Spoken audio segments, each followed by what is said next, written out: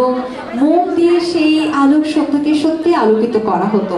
তবে বর্তমানে আমরা যেহেতু ডিজিটাল হয়েছি, তাই মোমের ব্যাপারটাও আমরা খানিকটা ডিজিটাল রাখার চেষ্টা করেছি।